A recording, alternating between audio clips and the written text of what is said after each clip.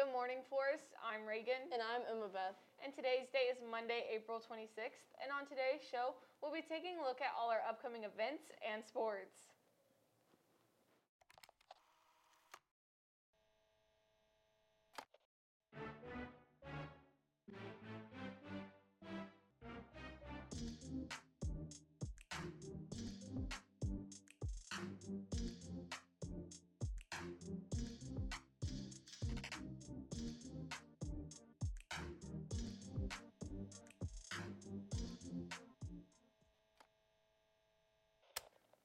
As we wrap up the first half of the fourth and final quarter, it's important to stay strong through AP testing and finalized grades.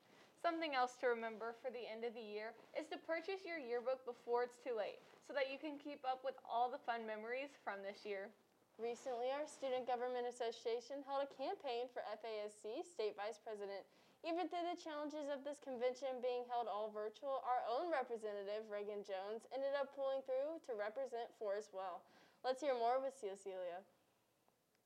This year, our SGA here at Forest High School took a big step into FASC, a leadership conference for student councils all around the state of Florida. Reagan Jones, representing Forest High School, ran for vice president, and this was not a one-person job. Our whole SGA worked together to help Reagan conquer her goals. So to prepare for FASC, we've been working on it since the very beginning of the year, and really since last year. We ran for the first time at FASC last year, and sadly we didn't win, but that just gave us really the fuel and the energy to run again this year, and we were really prepared this time. So we had different committees and groups working on the website. Everyone was doing a little bit with their bios and all sorts of things like that for the content of the website. With a little bit of perseverance and teamwork, Forest had a very successful campaign. This was something our SGA put a lot of thought into. We had been preparing this campaign over the course of the past few months. Our preparation influenced the results in a really positive way. We went into it wanting to be the biggest, the most noticeable, the best campaign out there. And so we worked really hard to make sure everything looked super professional with our website, first of all. And then with our social media, we made sure to keep it very similar so that it had a nice theme along it, so it looked really nice. And we made all of our videos look as professional as possible and things like that. And I think that really gave us the upper hand when it came to it, because when other people were just filming their speeches and things on their phone, we took the professional take on everything, which was really, really helpful. Social media had a huge impact on campaigning because, first of all, it was a platform we haven't really used for this kind of thing before, or FASC hasn't used it for campaigning in general. And so it was really a good way to kind of get into the 21st century, using those sources we have. And it was a way for us to be able to get really creative. And also, it's great because it helps us to connect with all of the students. Usually we get to meet everyone at FASC and have personal conversations and build relationships, but we couldn't do that this year over Zoom. So DMing people and texting people was really the best way to connect and find out what's going on all across Florida and help our campaign as well. We are so proud of Reagan Jones and our SGA for having such big goals.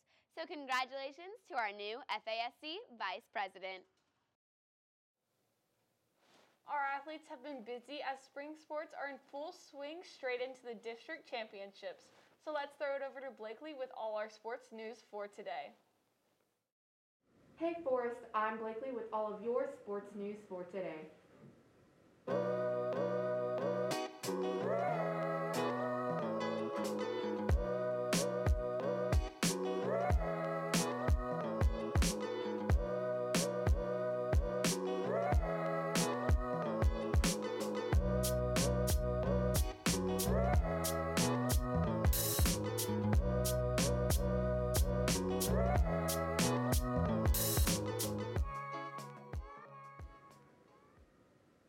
As our spring sports seasons are wrapping up, our Wildcats are pulling out their best with athletes like Nilo Seymour and Zach Williams, who both placed in the top 10 in state with weightlifting.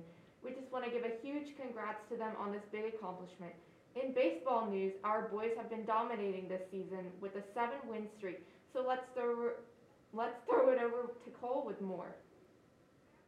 Last night, our boys' baseball team came out with a win against the Villages Buffaloes in their last regular game of the season. Although our Cats came out on top with a score of 6-5, they're still convinced they could do even better.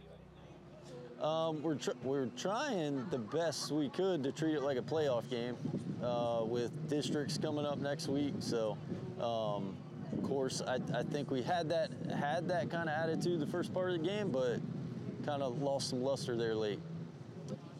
Yeah, it was sloppy tonight, but we're going to practice for the next few days, and we're going to get everything situated and right for Tuesday.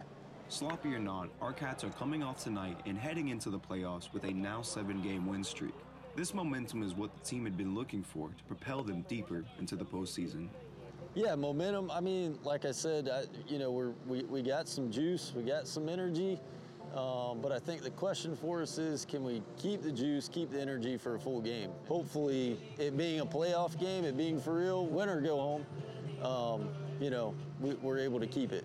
We just want to keep the momentum going. We don't want to be done playing baseball yet. We want to keep going for a few more weeks.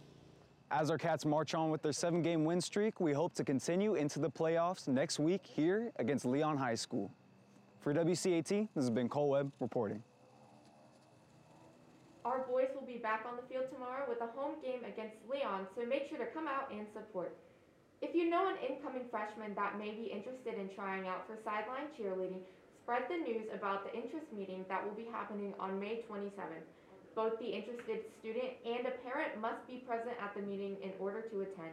For any current students interested in trying out for next year's sideline cheer, both interest meetings were last week, and your paperwork will be due before you know it, so make sure to stay on top of that along with all of your schoolwork and testing. That's all the sports news we have for you today. I've been your host, Blakely. Now back to our anchors. It's great to see our athletes doing so well this season. Seniors, if you missed the class meeting, be sure to check your email for any updates and important dates that are coming up because graduation is soon. Seniors, be sure you're applying for scholarships. The Juneteenth scholarship will award 2 Marion County seniors $1,000. The deadline is May 17th.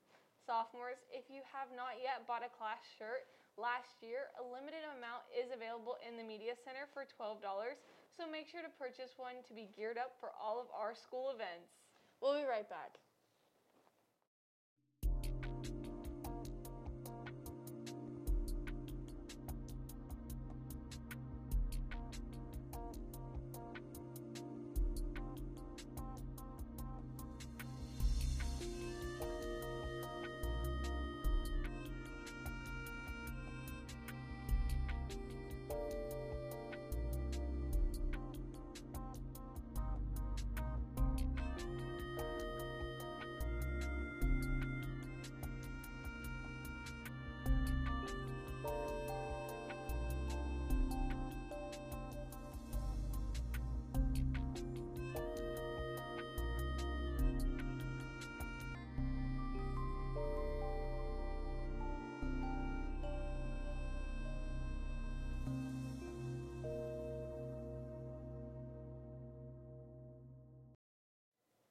Make sure you are always wearing your mask over your mouth and nose unless you are actively eating or drinking or a teacher has properly socially distanced you.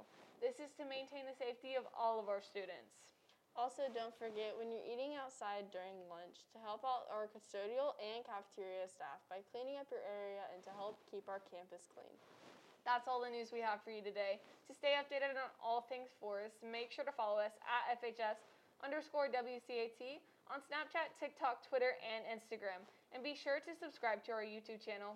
Once again, I'm Beth. And I'm Reagan. Have a great day, Forest, and like always, Go Cats!